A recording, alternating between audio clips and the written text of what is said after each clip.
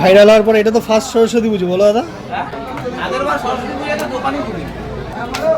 এগুলো যারা বলছে একজন করে বলবো পেমেন্টটা করে আসতে। করে বলো যে পেমেন্ট করে যেন পেমেন্ট করো। একটু তাকাও, একটু হালকাটা লুকস দাও।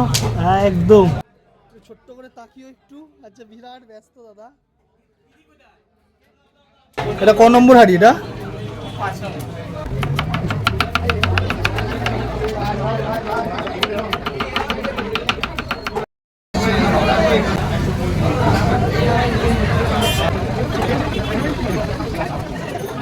ভাইরাল হওয়ার পর এটা তো ফার্স্ট সরস্বতী পুজো, বলো দাদা।